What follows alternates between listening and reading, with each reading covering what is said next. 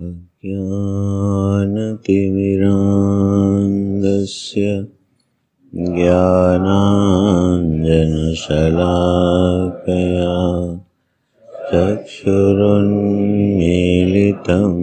येन तस्मै श्रीगुरवे नमः। वसुदेवसुतं देवं कंसचाणूरमर्दनं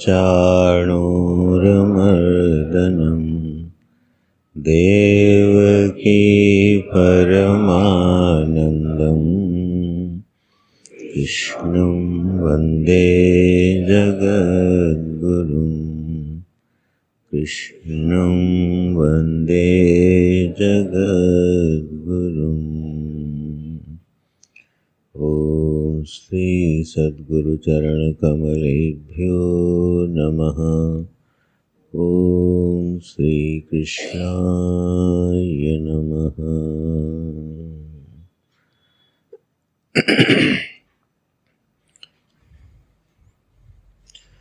अथ तृतीयोऽध्यायः।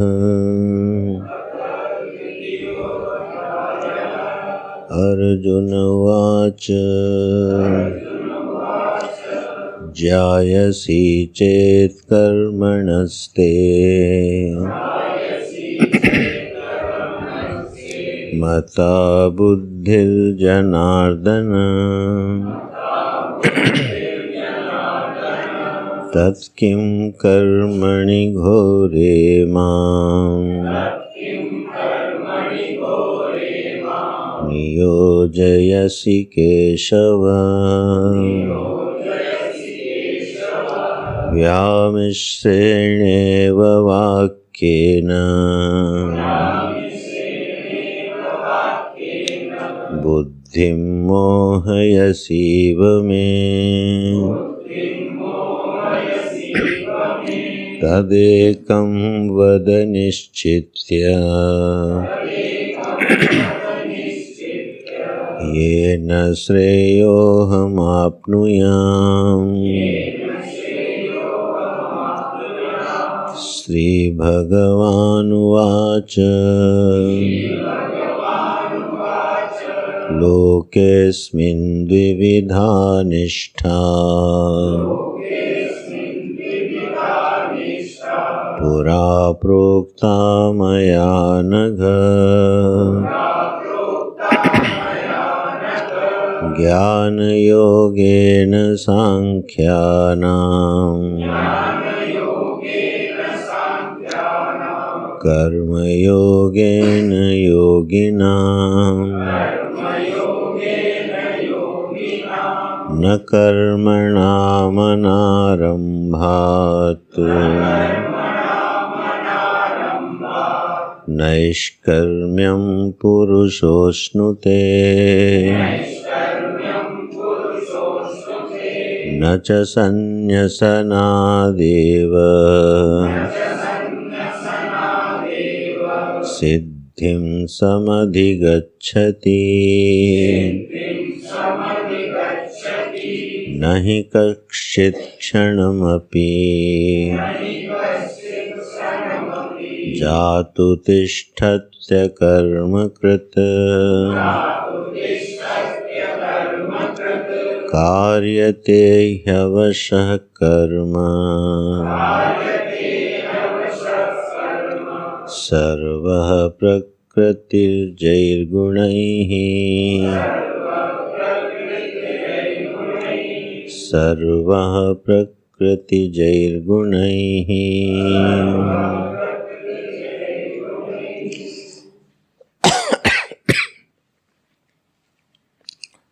तो भगवान का एक सुंदर क्रमबद्ध उपदेश प्राप्त करके अर्जुन की बुद्धि में थोड़ा समझ आई, थोड़ा परिवर्तन हुआ। अर्जुन को निमित्त बना के भगवान सभी जीवों पर कृपा करने के लिए यह उपदेश दे रहे हैं। जब यह संवाद हम सुनते हैं तो उसका संबोध्य जो है वो अर्जुन के निमित्त से सभी जीव हैं। यह केवल व्यक्तिगत अर्जुन की समस्या का समाधान नहीं है। अर्जुन प्रतिनिधि बना दिया भगवान ने मानो समस्त जीवों का, मनुष्यों का, और उनके कल्याणार्थ यह उपदेश भगवान देते हैं।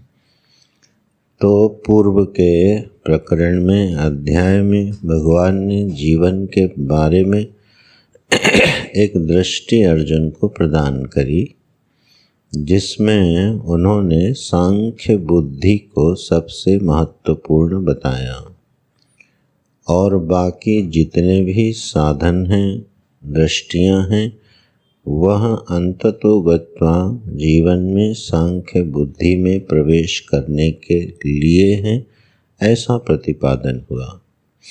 जीवन में जो ब्राह्मी भाव है, स्थिति प्रज्ञता है, वही वर्णीय है। समस्त जीवों का जो लक्ष्य है वह वही स्थिति प्रज्ञता ही है, ऐसा भगवान ने प्रतिपादन किया। जो जीव होता है उसका जो मूल स्वधर्म है वह परमात्मा की प्राप्ति ही है। बाकी जितने स्वधर्म हैं वो उपाधि के अनुसार उसको प्राप्त होते हैं, उनका योग बुद्धि से समावेश करते हुए और उनकी पूर्ति हो जाती है। जीवन में कोई भी कर्तव्य शाश्वत नहीं होता। किसी भी मनुष्य के जीवन में उसका कोई भी कर्तव्य, कोई भी स्वधर्म शाश्वत नहीं होता। शाश्वत का अर्थ है कि जन्म से लेके मरण पर्यंत उसका एक ही कर्तव्य बना रहे, ऐसा नहीं होता। क्योंकि उपाधियां बदलती हैं, परिस्थितियां बदलती हैं, मनस्थिति बदलती है, जीवन की प्रायोरिटीज़ बदलती हैं। उसके अनुसार व्यक्ति अपने जीवन का निर्माण करता जाता है, किसी को छोड़ता जाता है, किसी को पकड़ता जाता है। एक कर्तव्य को छोड़ता है, दूसरे कर्तव्य को पकड़ लेता है। उसी के मोटे मोटे 4 विभाग ऋषियों ने बना दिए थे। आश्रम व्यवस्था में, वर्णाश्रम व्यवस्था में, कि ये ब्रह्मचारी का जो कर्तव्य है, जब वह गृहस्थाश्रम में प्रवेश करता है तो उसके ब्रह्मचारी के कर्तव्य छूट जाते हैं। वही जब वानप्रस्थ में प्रवेश करता है तो उसके गृहस्थाश्रम के कर्तव्य छूट जाते हैं। जब संन्यास आश्रम में प्रवेश करता है तो वानप्रस्थ के कर्तव्य छूट जाते हैं, और जब अपनी आत्मा में रमण करने लगता है तो उसके सारे कर्तव्य छूट जाते हैं। तो यह क्रम दिखाई देता है। तो मनुष्य जीवन में बहुत सारे कर्तव्यों को ग्रहण करता है, छोड़ता चला जाता है।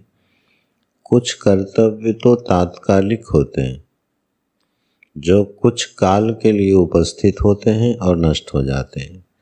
जैसे नैमित्तिक कर्तव्य जो होते हैं, निमित्त उपस्थित होने पर एक कर्तव्य की प्राप्ति हो जाती है।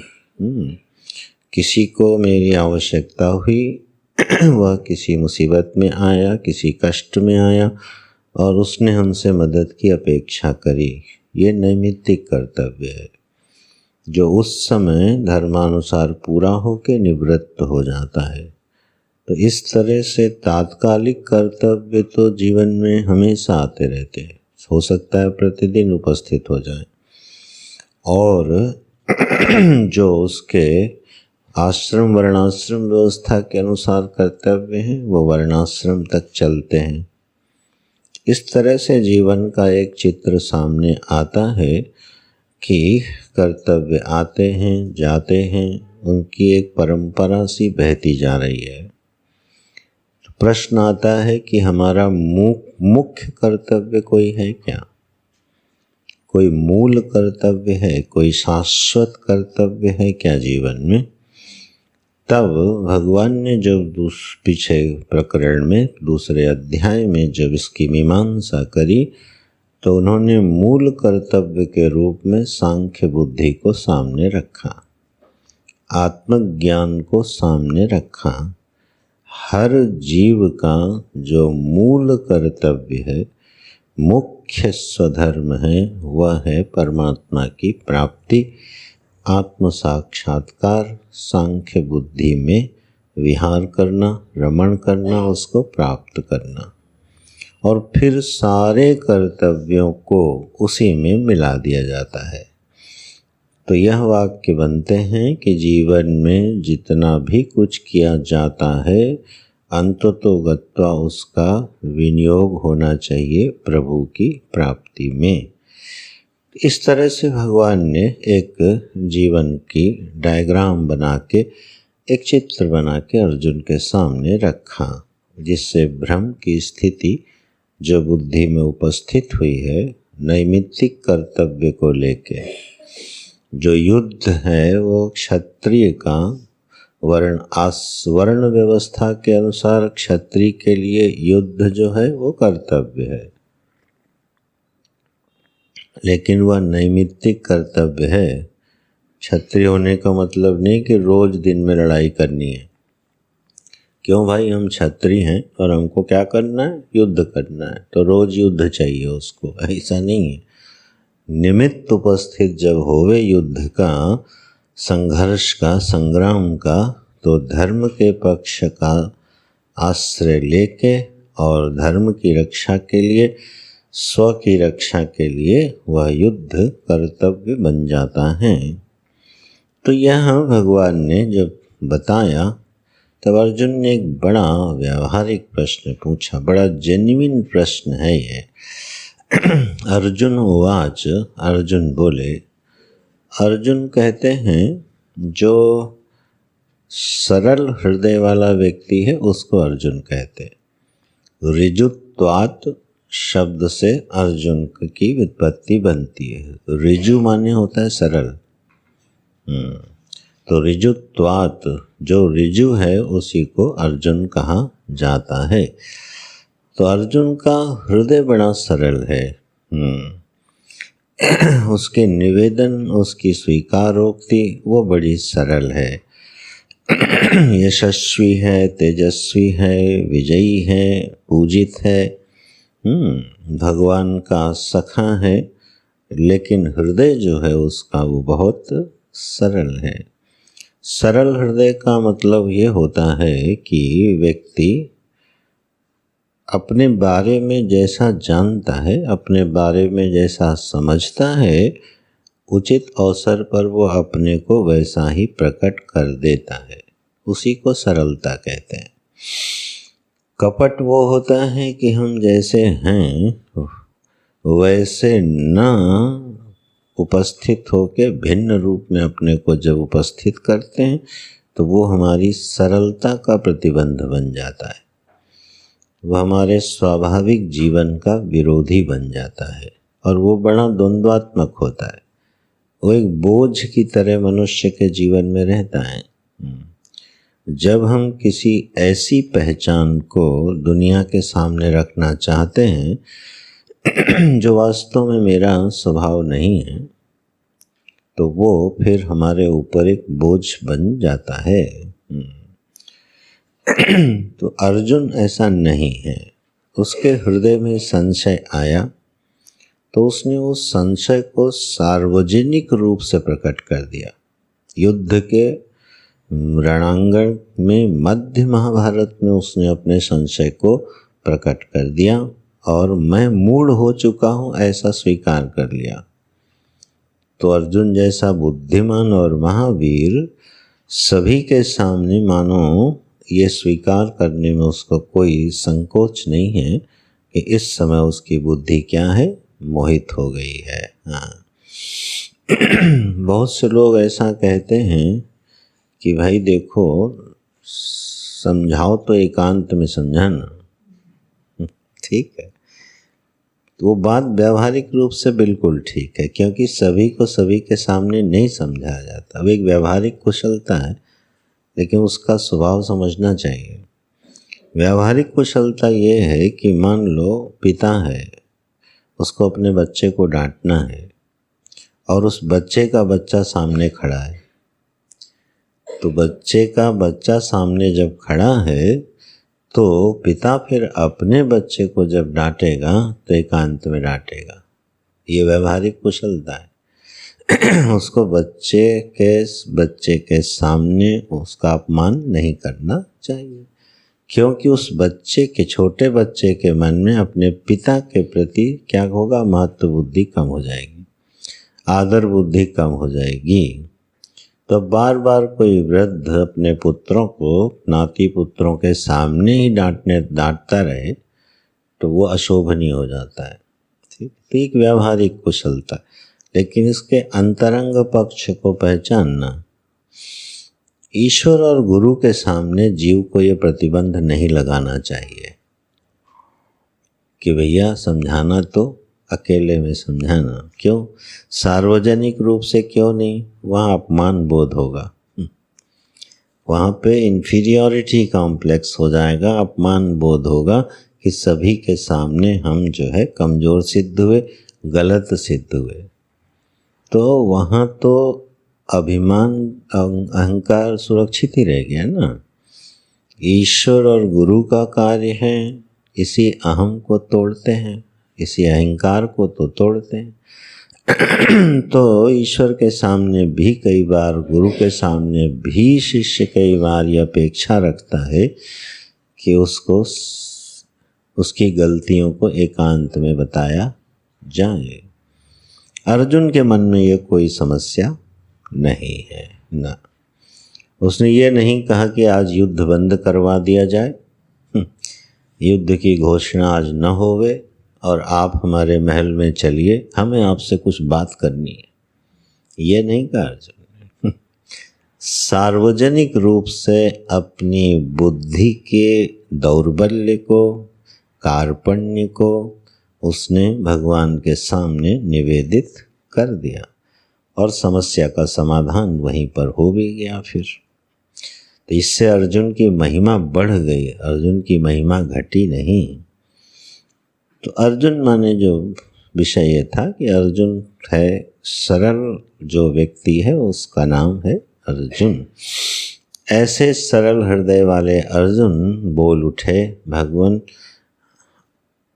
ये मित्र की भाषा है थोड़ी सी, सखा भाव है ना, तो वो थोड़ा डोमिनेट तो करता ही है, थोड़े मित्र की भाषा में बोलते हैं कि हे कृष्ण ये बताओ, हे जनार्दन ये बताओ। जनार्दन माने होता है, जना माने होता है माया, अर्दन माने होता है नष्ट करने वाले। जो माया को नष्ट कर दें, अज्ञान भ्रम को नष्ट कर दें, ऐसे जनार्दन। बोले प्रभु आपका तो काम है माया को, अज्ञान को, भ्रम को नष्ट करना, तो ऐसे भ्रम को नष्ट करने वाले प्रभु आपने तो हमको और उलझा दिया। भाई क्या उलझा दिया?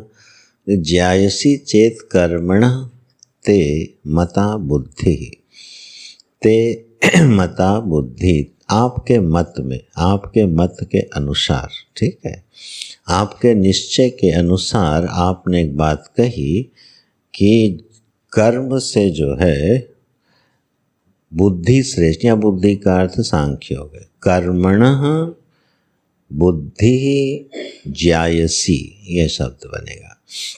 कर्मणः माने कर्म से, कर्म माने कर्म योग से, बुद्धि माने जो सांख्य योग है, ते मता आपके मत में, ज्यायसी हे जनार्दन वह श्रेष्ठ है।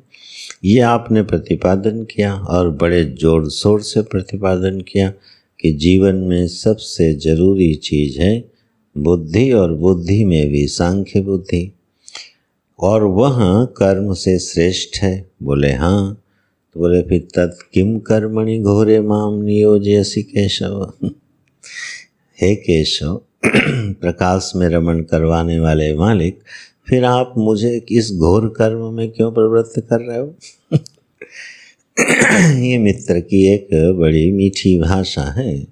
आप ही कह रहे हो कि जीवन में सांख्य बुद्धि श्रेष्ठ है, और फिर आप ही हमसे कह रहे हो कि युद्ध करो। तो घोरे कर्मणि किम माम, इस घोर कर्म में आप मुझे क्यों नियुक्त करना चाहते हैं। और अपनी बात को और आगे बढ़ा के थोड़ा बोलते हैं, व्यामिश्रेण एव वाक्येन बुद्धिम मोहयसीव में। मैं माने मम, मम बुद्धिम, मेरी बुद्धि को मोहित सा कर रहे हो। चलो कम से कम उसमें सा लगा दिया। कैसे मोहित कर रहे हो? व्यामिश्रेण एव वाक्येन, मिले जुले वाक्य बोल रहे हो, ऐसी बात बोल रहे हो जो सब मिली जुली हो गई हैं, एक दूसरे में घालमेल हो गया है। ऐसे मिले जुले वाक्यों से आप मेरी बुद्धि को मोहित से कर रहे हो। इसलिए मेरी आपसे विनती है, तद एकम निश्चित वद, आप जरा एक निश्चय कर लो और वो मेरे बारे में बताओ।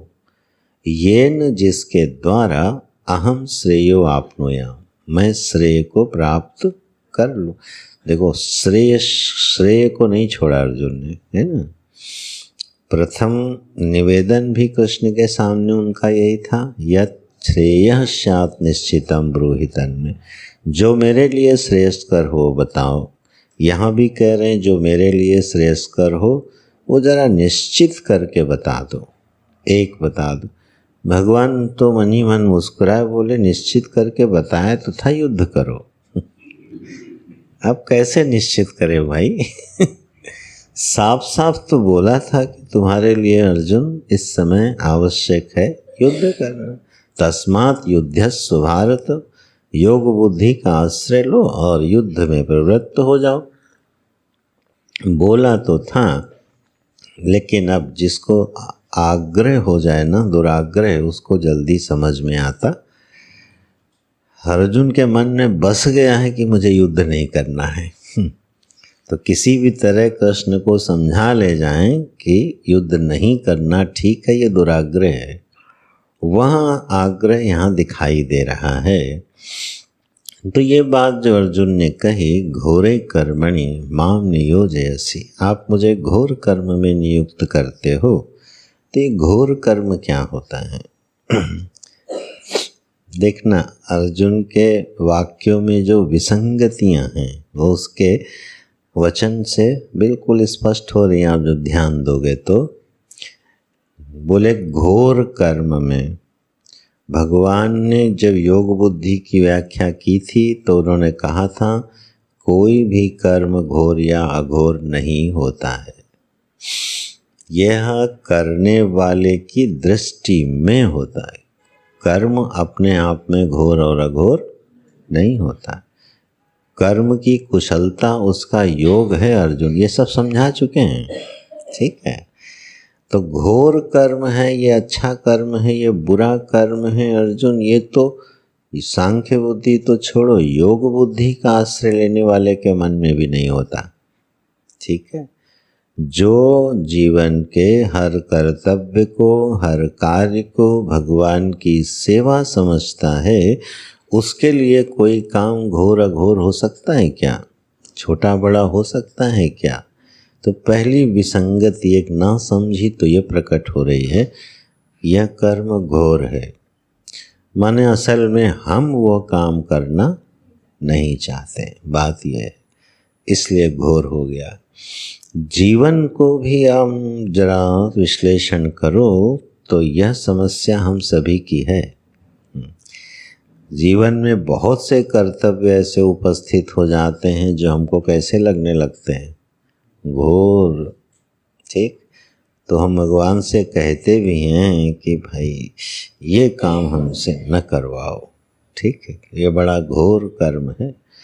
लेकिन अब कर्तव्य के अनुसार वो उपस्थित है, तो ये एक समस्या सभी के जीवन में खड़ी होती है, ये घोर कर्म वाली, ठीक।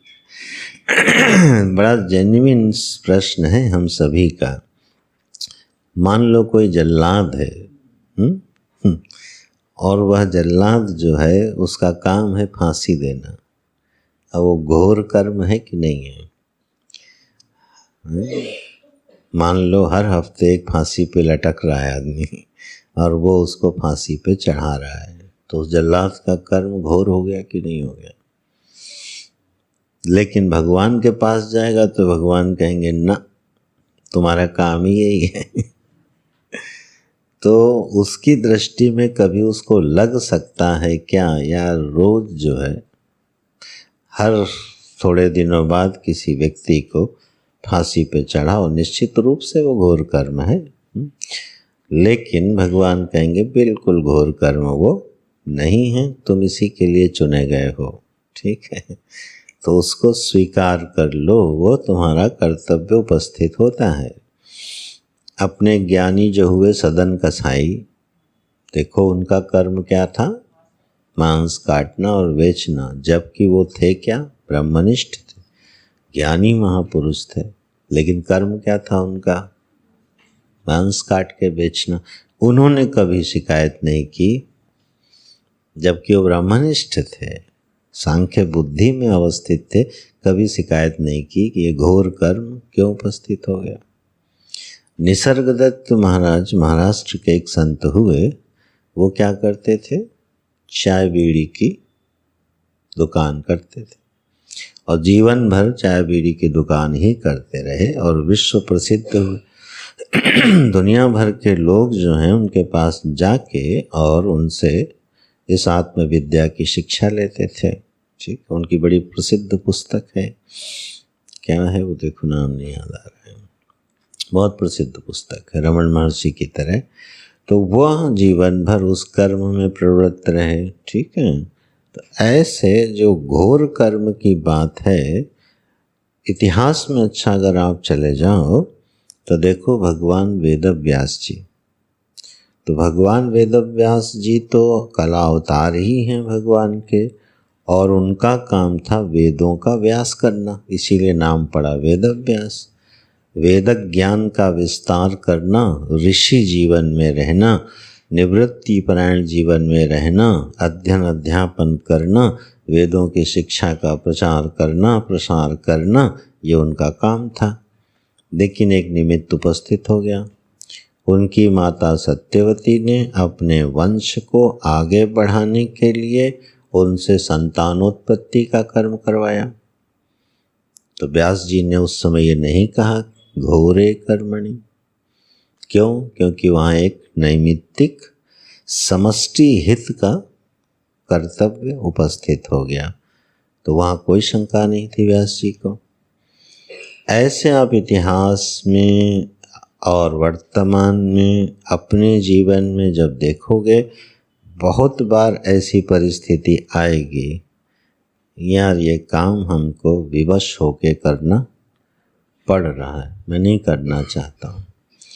तो अर्जुन ने बहाना क्या बनाया, चलो ऐसे कह लो, बहाना ये बनाया कि जब सांख्य बुद्धि ही श्रेष्ठ है और वही मनुष्य का मूल स्वधर्म है, तो फिर उसी तरफ बढ़ो ना, ये सब फिर लफड़े पचड़े में क्यों पड़ना है?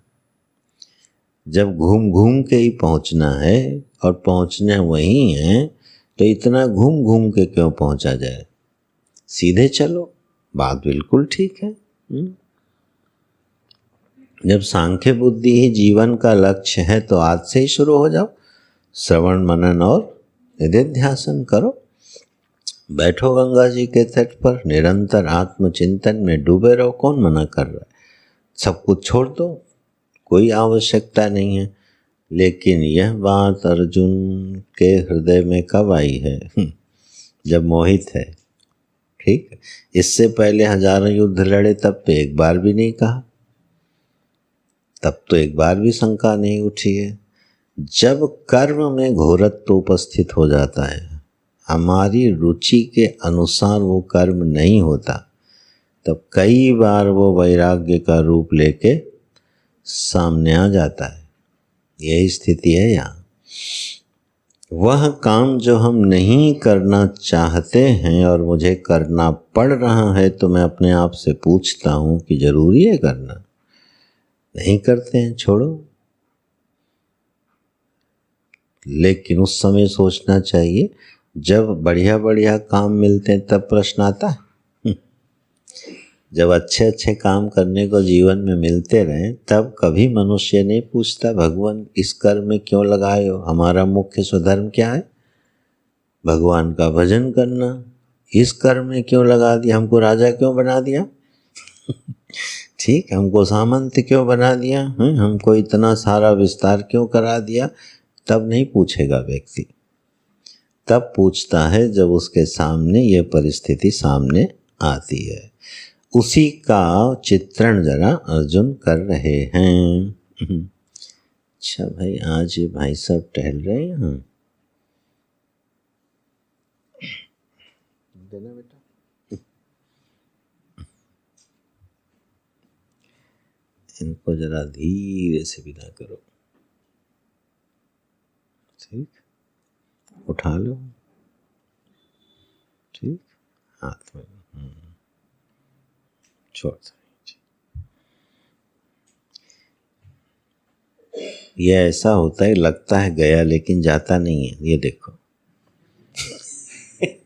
ठीक, चलो घूमने दो। अच्छा, तो तत्किम कर्मणि घोरे माम नियोजयसि केशव। हे प्रभु, मैं ये काम नहीं करना, असल में बात यही है कि वो करना, उस काम को करना नहीं चाहता, तो उसके लिए एक भगवान पे ही आक्षेप चला गया कि आप ही कह रहे हो सांख्य बुद्धि बढ़िया है और हमको इस घोर कर्म में लगा रहे हो, और इतना ही नहीं, मिले जुले वाक्य बोल के मेरी बुद्धि में मोह पैदा कर रहे हो भगवान ने कहा भैया मैं तुम्हारे मोह को मिटाने के लिए आया हूँ। बोले इसीलिए तो कह रहा हूँ, मोह जैसा पैदा कर रहे हो माने हम आपकी बात समझ नहीं पा रहे हैं, ये कह रहा है। तो मोहयसी, बड़े हमको ऐसा लग रहा है कि आप मोह उत्पन्न कर रहे हो मेरी बुद्धि में, इसलिए आप सीधे सीधे बता दो कि मेरे लिए जो श्रेयस्कर हो जरा उसको निश्चित वद। अब ये एक तरह का आक्षेप लगता है कि आप अपने आचार्य से या गुरु से इस तरह से बोलो जैसा यहाँ दिख रहा है। देखो भाई, अगर वो उस तरह से बोल देना इस वाक्य को तो बड़ा अजीब अर्थ निकलेगा।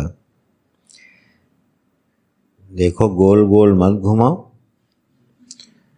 ठीक से इसको समझाओ और हमारे लिए जो सही हो बताओ। ये ध्वनित हो रहा है इस श्लोक से ठीक है, तो टीकाकारों ने इसको बहुत घुमाया है, इसको बड़ा मीठा बनाया है, मीठा बनाने की कोशिश की है, शब्दों के अर्थ को थोड़ा सा इधर उधर करके, लेकिन हमारी बुद्धि स्वीकार नहीं कर पाती है। यहाँ अर्जुन का सखा भाव प्रधान हो गया है, इसलिए वो ऐसी भाषा में बात कर सकता है, ठीक है, क्योंकि इतने अभिन्न सखा है, वो शिष्य भाव में गया तो है, लेकिन अभी वह सखा भाव भी सामने उपस्थित हो जाता है, तो वो भाषा फिर उस तरह की निकल आती है। इसमें कोई बुराई थोड़ी है, ये तो मधुरता है, तो प्रेम है। तो इस तरह से अर्जुन ने अपनी बात को रखा। भगवान भाष्यकार ने भी इसको मीठा बनाया, थोड़ा सा देख लो। व्यामिश्रेण इव, ठीक है, क्योंकि 2 बार इव लगाया ना, इसलिए व्यामिश्रेण इव यद्यपि विविक्ताभिधायी भगवान भगवान भाष्यकार कहते हैं यद्यपि भगवान बिल्कुल स्पष्ट करके विषय को अलग अलग बताने में कुशल हैं, हर विषय को बिल्कुल अलग अलग ढंग से पृथक करके समझाने वाले जो भगवान हैं, प्रभु आप तो समझा लेते हो, लेकिन तथापि मम मंद बुद्धे, मुझ मंद बुद्धि के लिए यह व्यामिश्रम इव हो गया है। भगवत वाक्यम प्रतिभाति, प्रभु आपका ये वाक्य मुझ मंद बुद्धि को थोड़ा कैसा लग रहा है कि जैसे आप मिला मिला के बोल रहे हो, पृथक करके स्पष्ट नहीं समझा रहे हो, और उसी से मेरी बुद्धि को मोहयसी इव, मोहित से कर रहे हो, ठीक है। तो भाव बिल्कुल वही है। सखा भाव से अर्जुन ने बड़ी आत्मीयता से एक निवेदन रखा कि प्रभु मुझे इस घोर कर्म में मत लगाओ। कभी अपने जीवन में ऐसी परिस्थिति आ जाए तो ये संवाद मन में उपस्थित कर लेना। कोई कर्म बहुत भारी लगने लगे और मन करे अब इसको छोड़ो, यहाँ तक मन कहेगा इससे जो कुछ भी मिलता हो मिले और चाहे न मिले, ठीक है, ये हमको नहीं चाहिए, इसे नहीं मिलता है तो न मिले, किंतु अब हम ये कर्म नहीं करेंगे।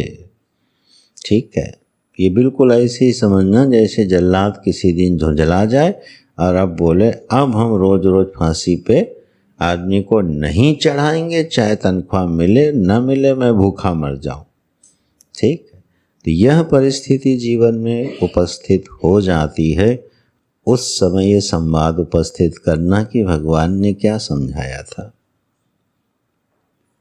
अब भगवान इस प्रश्न का उत्तर देना शुरू करते हैं।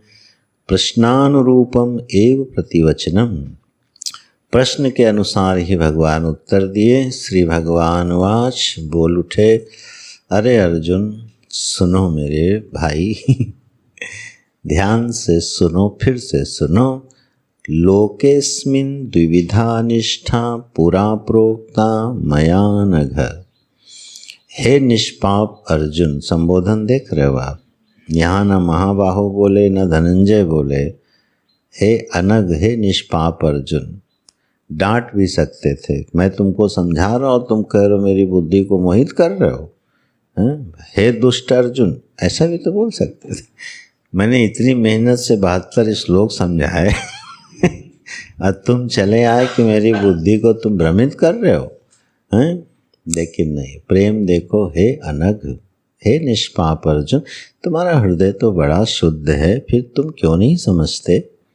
क्या अस्मिन् लोके, इस लोक में माने इस जगत में, द्विविधा निष्ठा पुरा प्रोक्ता, 2 प्रकार के निष्ठाएं पहले से कही जा चुकी हैं। बोले किसने कही हैं?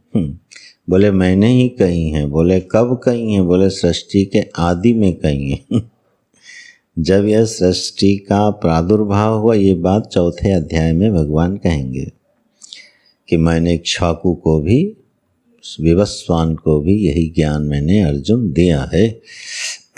तो यह जब सृष्टि का प्रारंभ हुआ, अभिव्यक्ति हुई, प्रारंभ नहीं अभिव्यक्ति हुई, तो सृष्टि की अभिव्यक्ति काल में ही मैंने 2 प्रकार की जो निष्ठाएं हैं वो पहले ही बता दी थी।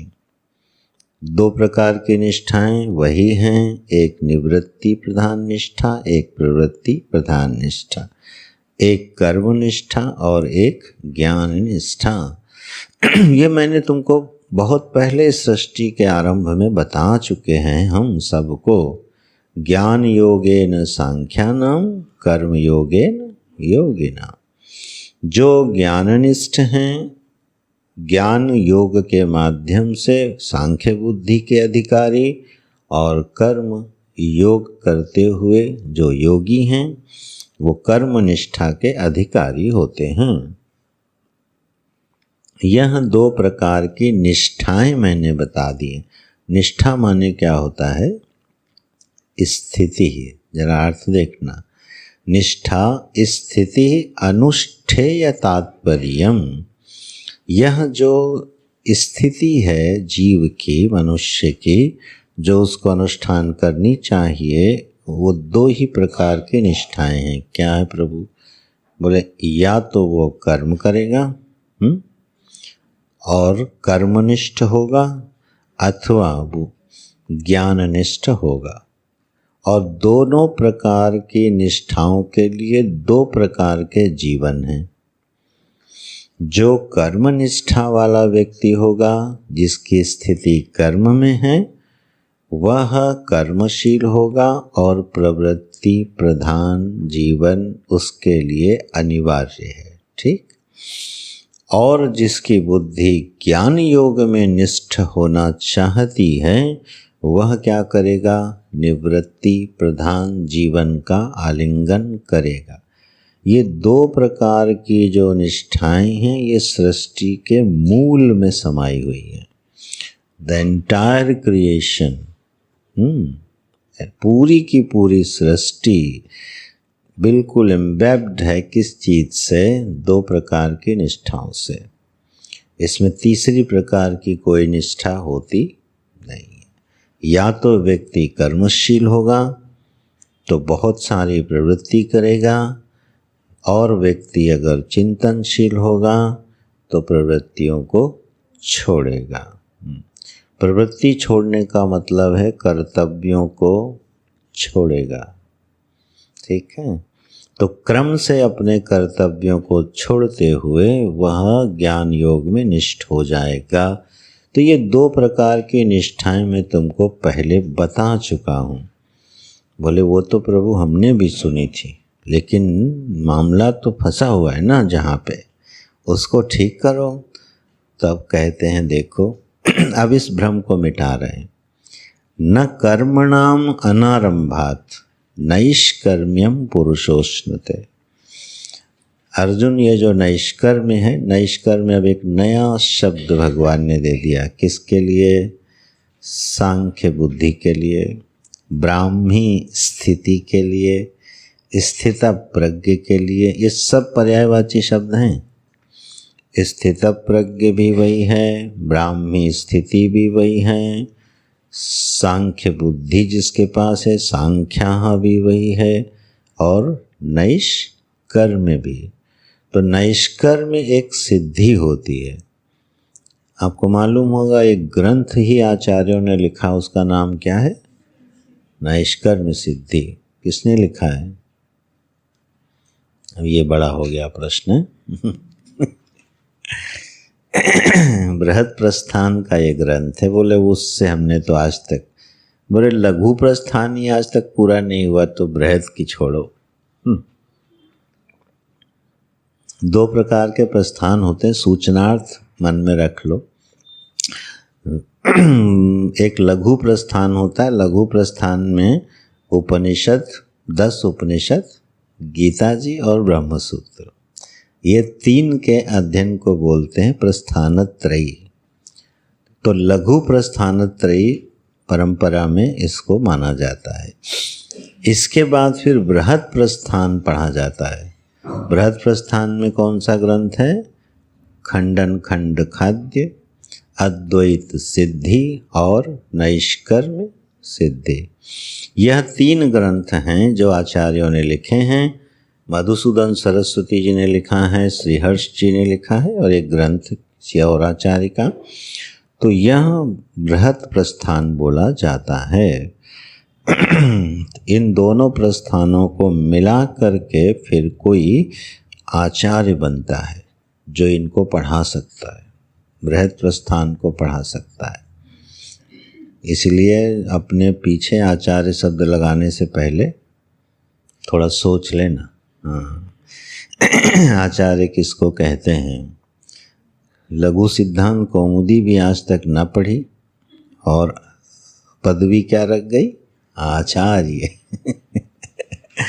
ये सारे पद बहुत जल्दी जोड़ने नहीं चाहिए, ये अपमान है, परंपरा की उपेक्षा है। आचार्य शब्द बहुत बड़ा होता है।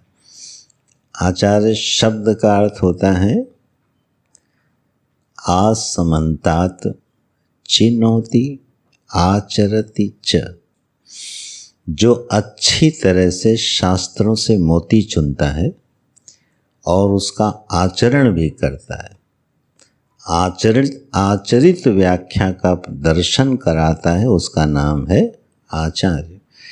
जैसे समुद्र में अनगिनत मोती पड़े रहते हैं, कोई गहरा डुबकी लगाने वाला गोताखोर वो मोती निकाल के लाए। इस तरह से श्रुति जो हैं, शास्त्र हैं, उसमें से डूब के वह मोती निकालता है। फिर उसके बाद उनको चुनता है, चुन के तदनुसार आचरित व्याख्या से अपने विद्यार्थी को समझाता है, उसका नाम है आचार्य। अच्छा भाई, कहाँ से कहाँ विषय चला जाता है। न कर्मणाम अनारंभात नैष्कर्म्यम पुरुषः अश्नुते। हे अर्जुन, ये जो नैष्कर्म्य है ना, इसको जरा तुम ध्यान से सुनना। नैष्कर्म्य माने वही सांख्य बुद्धि में विश्राम, मोक्ष, मुक्ति, कोई भी शब्द दे लो, ब्राह्मी स्थिति। तो यह जो स्थिति है अर्जुन, भगवान कह रहे हैं अश्नुते। अश्नुते माने होता है भोगना, ठीक है। असन जो क्रिया है उसका अर्थ होता है भोगना, प्राप्नोति नहीं कहा यहाँ। नैष्कर्म्यम अश्नुते, वह ऐसी नैष्कर्म्य सिद्धि का भोग करता है। अरे भाई, जिसके हृदय में सांख्य बुद्धि है उससे बड़ा भोक्ता दुनिया में कोई नहीं है ना।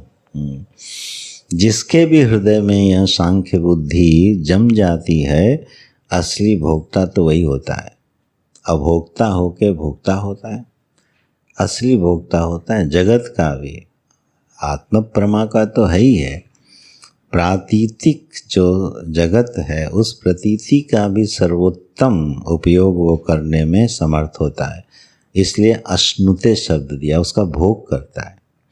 अर्जुन, जो नैष्कर्म्यम अश्नुते पुरुष है ना, जो सांख्य बुद्धि की मैंने बात कही है, न कर्मणाम अनारंभात, ये किसी कर्म को मैं शुरू ही नहीं करूँगा, ऐसा करने से नहीं मिलती है। और न च संन्यसनात् एव, और जो काम मैं कर रहा हूँ उसको बीच में छोड़ देने से ये सिद्धि हमको मिलती है।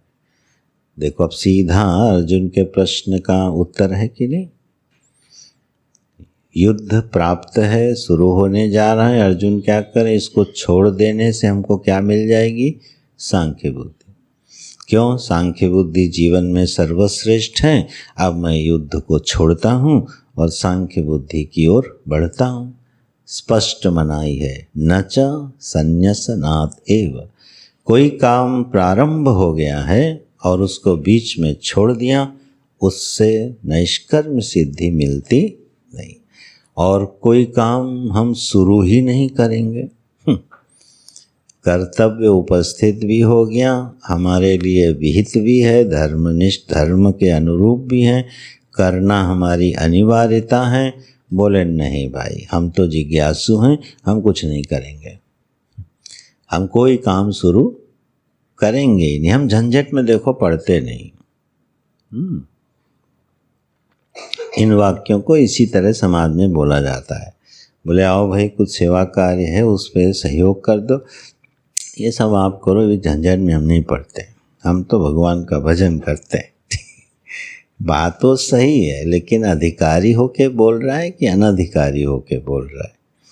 काम के झंझट से बचने के लिए बोल रहा है तो आगे भी भगवान बोलने वाले हैं, उसकी क्या दुर्दशा होती है। ठीक है, कोई बच तो सकता नहीं शाश्वत विधानों से सृष्टि के। तो अगर कहीं मन में हमारे ये बात जा रही हो कि जो कार्य हैं वो घोर हो गए तो छोड़ दो, क्यों, हमको तो नैष्कर्म्य चाहिए, वही हमारे लिए ठीक है। भगवान कह रहे हैं कभी ये प्राप्त नहीं होगा।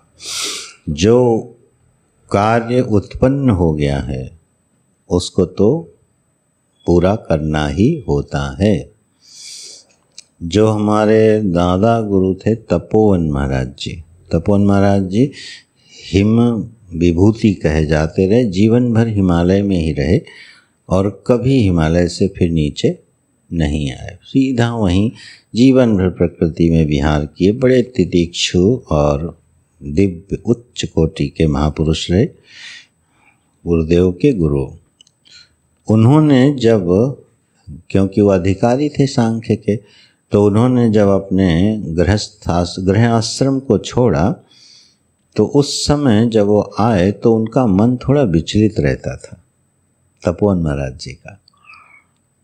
तो उन्होंने विचार किया कि मैंने तो सांख्य बुद्धि के लिए, जीवन के परम लक्ष्य को पाने के लिए जब सब कुछ विधि पूर्वक त्याग किया है तो मेरे मन में तो आनंद होना चाहिए। ये विक्षेप क्यों आता रहता है।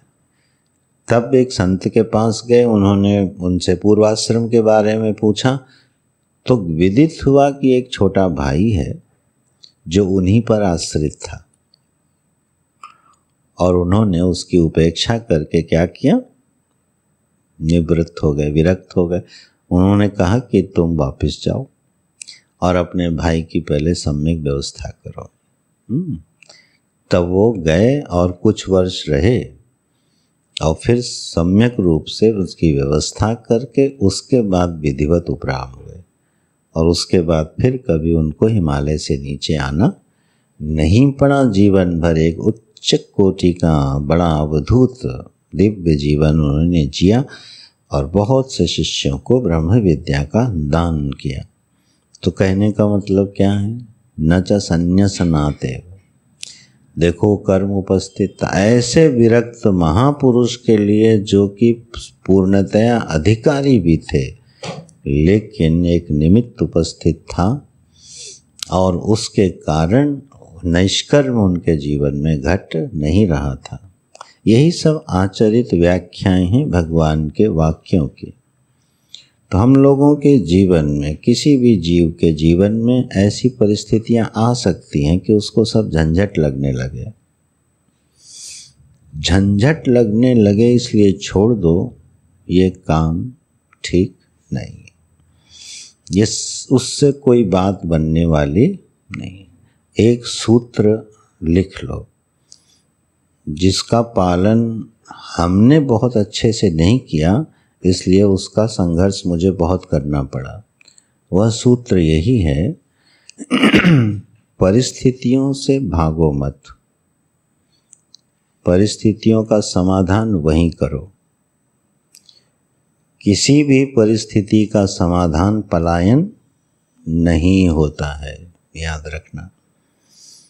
पलायन किसी भी परिस्थिति का समाधान नहीं है, हर परिस्थिति का समाधान उसी परिस्थिति में होके होता है। इसलिए न च संन्यसनातेव, बात छोड़ देने से बनेगी नहीं और छूटेगा है नहीं, क्योंकि वो प्रकृति लाने वाली है। साधकों के जीवन में ये बहुत होता है, थोड़ी सी झंझट आई, बोले चलो, लेकिन कौन, वो यति के लिए है। अच्छा, न कर्मणाम अनारंभात, बोले अच्छा छोड़ने का झंझट तो तब पैदा होगा ना जब शुरू करेंगे, हम शुरू ही नहीं करते हैं। छोड़ने की बात ही भगवान खत्म करो, है ना। अब मैंने युद्ध लड़ा होता और बीच में आपसे कहा होता कि अब मैं नहीं लड़ूंगा, तो बात संन्यासनाथ की थी, अभी तो युद्ध शुरू ही नहीं हुआ है। तो न कर्मणाम अनारंभात, हम शुरू ही क्यों करें। तो यह भी एक ना समझी है।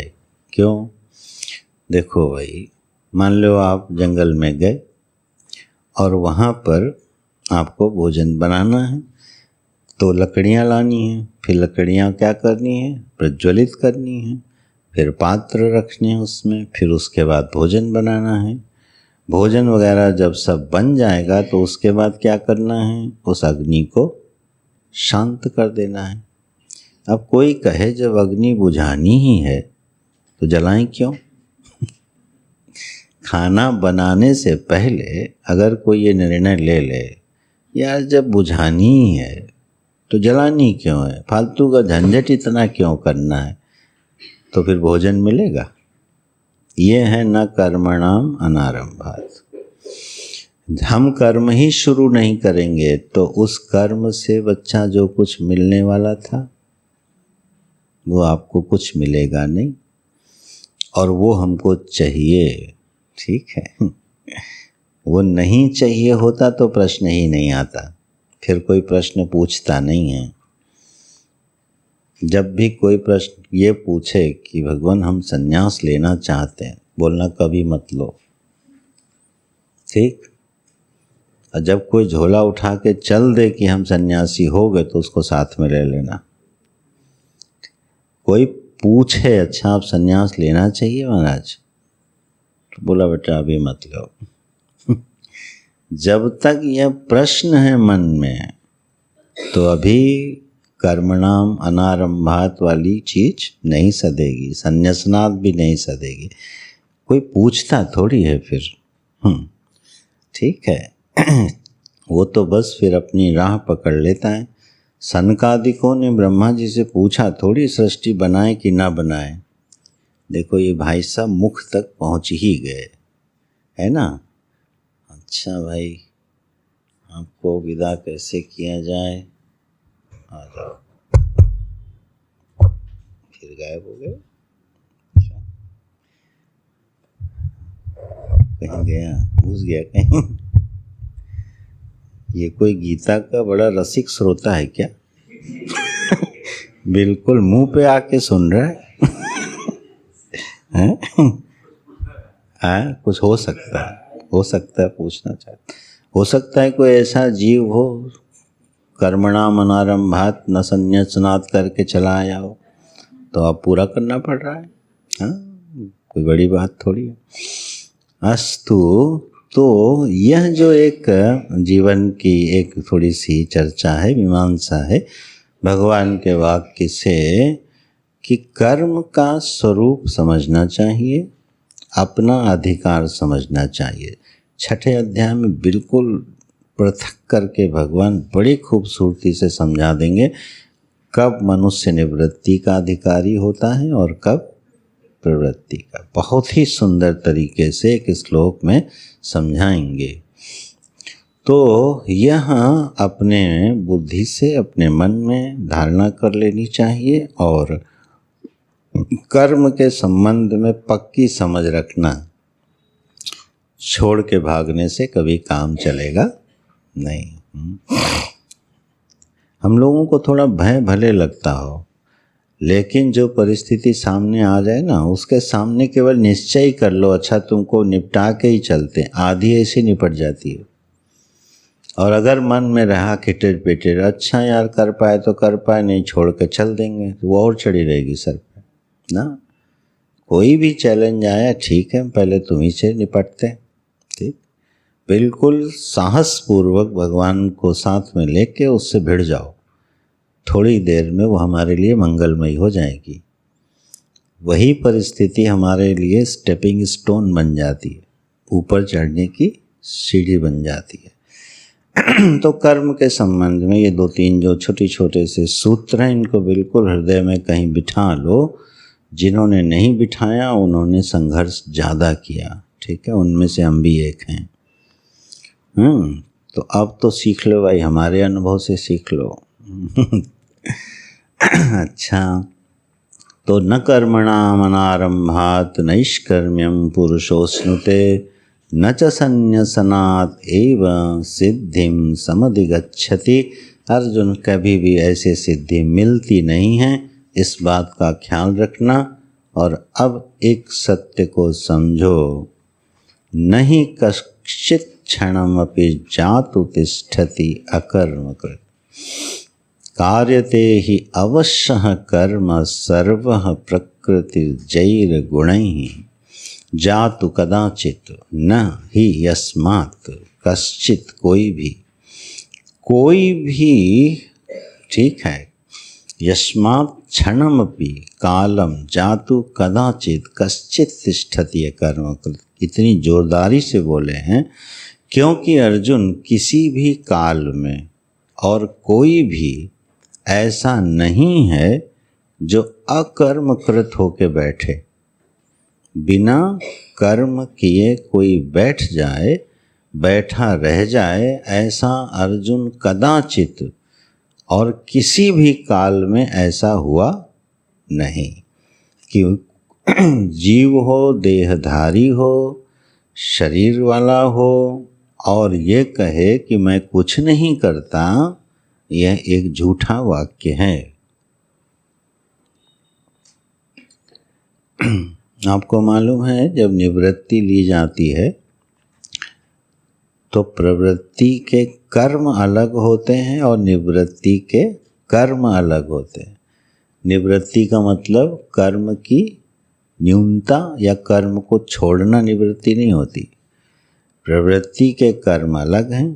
प्रवृत्ति के कर्म कैसे हैं? उपाधि और कर्तव्य के अनुसार है। निवृत्ति के कर्म कैसे हैं? बोले सुबह से शाम तक इतना पूजा पाठ चिंतन श्रवण मनन निधि ध्यान है कि उसको खाना खाने का समय नहीं मिलता। किसको? जो निवृत्त है।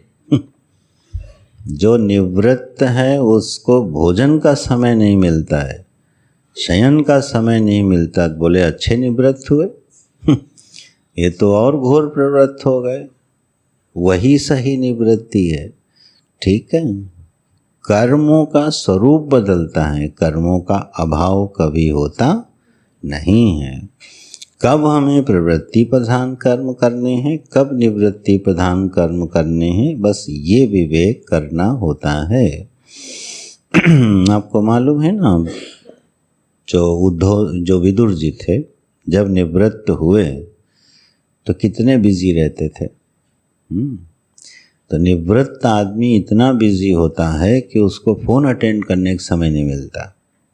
सोचो आप। बोले कर क्या रहे हो? बाहर कोई बैठा हो तो क्या कहेगा? दिन भर कमरे में घुसे रहते हैं, कुछ नहीं करते हैं। लेकिन उतने वहाँ निवृत्ति प्रधान कर्म होते हैं कि पूछो नहीं, कि समय निकालना मुश्किल होता है। ये सभी के लिए होता है जिसने निवृत्ति को ठीक ढंग से पालन किया। तो ये मत सोचना कि निवृत्ति माने कर्म का अभाव होता है। जो मूर्खाधिराज हैं ऐसे ही बोलना चाहिए। बाबा बने थे काम करने के लिए। ठीक है, उनसे कहो भाई पढ़ाई हुई आज? पढ़ना था तो घर छोड़ते। ये एक बहुत बड़ा समुदाय है अपने देश में। हम तो बहुत रहे इनके बीच में, प्रभावित भी रहे उनसे, लेकिन ऐसा सच नहीं है। एक गलत फहमी है, बाबा इसलिए बने कुछ करना ना पड़े।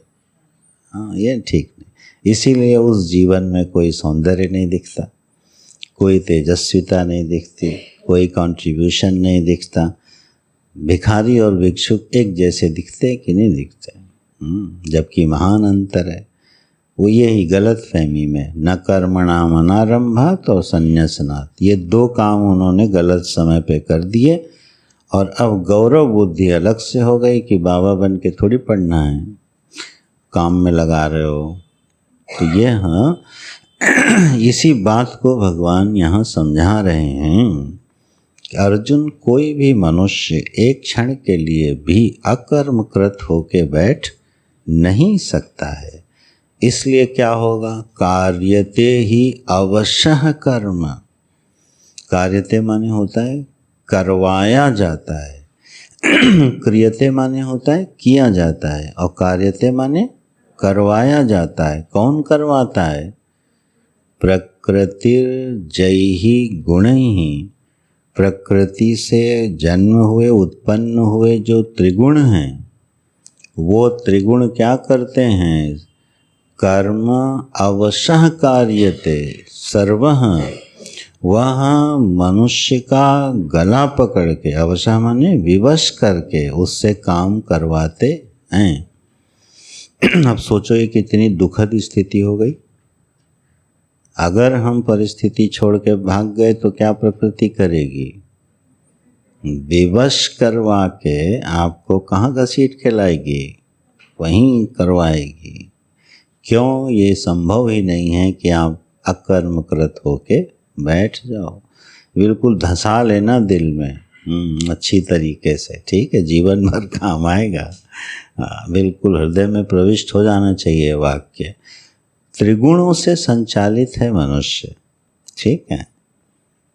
अब अंतरंग विज्ञान समझना, सारी क्रियाएं किससे संचालित होती हैं? त्रिगुण से। जिसके जीवन में सत्व गुण की प्रधानता है वो निवृत्ति प्रधान कर्म करेगा। जिसके जीवन में रजोगुण की प्रधानता है वो प्रवृत्ति प्रधान कर्म करेगा। और जिसके जीवन में तमोगुण की प्रधानता है वो अधर्म का कार्य करेगा। बस ये तीन गुण विवश करवा के मनुष्य से इसके अनुसार काम कराते हैं। तो अगर हमारे जीवन में सत्व गुण की न्यूनता है और हमने संन्यास ले लिया तो मामला संन्यासनाथ एव हो गया, गलती हो गई।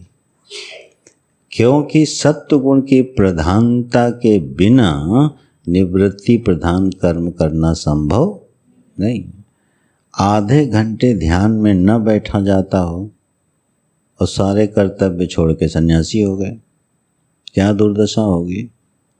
कार्यते ही अवश्य कर्म, विवश होके फिर हमको अपने गुणों के अनुसार कार्य करना होगा, तो वो बहुत उपहासास्पद हो जाता है, अशोभनीय हो जाता है।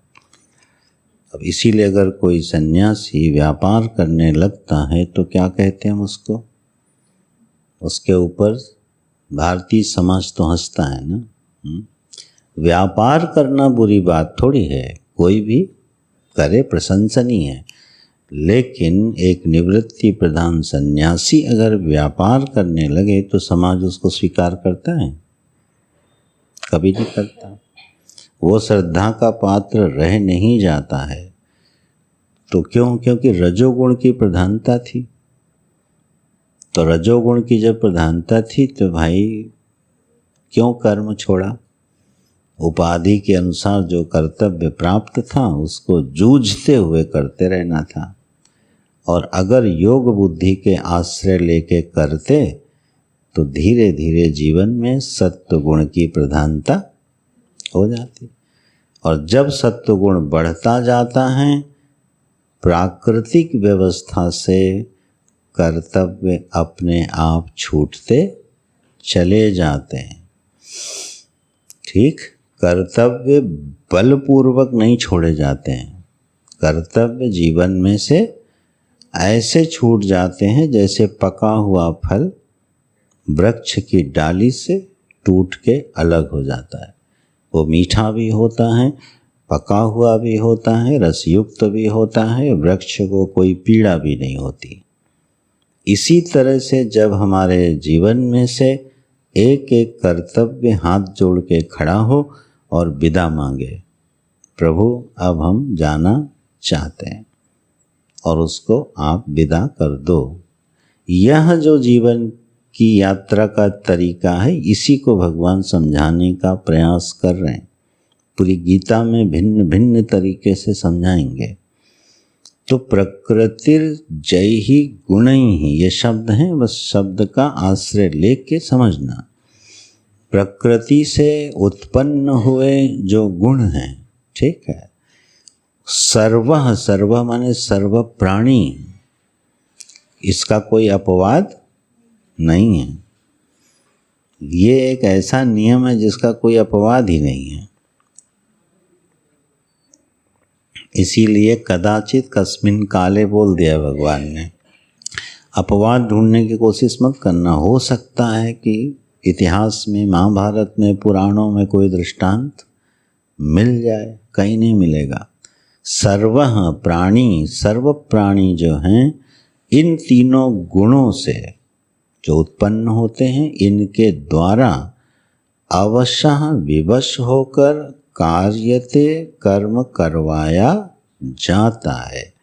भगवान नहीं गला पकड़ के कर्म करवा रहा है।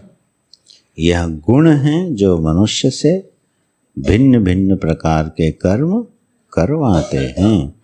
इसलिए अर्जुन, इस नासमझी को जरा दूर उठा के फेंक दो कि मैं कर्म नहीं शुरू करूँगा तो निष्कर्म में चला गया, ठीक है, या कर्म को मैं बीच में छोड़ दूंगा तो मैं निष्कर्म में चला जाऊंगा। यह दो भ्रांतियों को अपने मन से निकाल दो, ये संभव नहीं है। और जो तुम घोरे कर्म की बात कर रहे हो, इसको भी सुधार लो। कोई भी कर्म घोर नहीं होता है। अगर हमारे कर्तव्य और उपाधि के अनुसार है तो वह कोई भी कर्म घोर नहीं होता है, वो चाहे प्रत्यक्ष दृष्टि से कितना भी घोर दिखाई दे।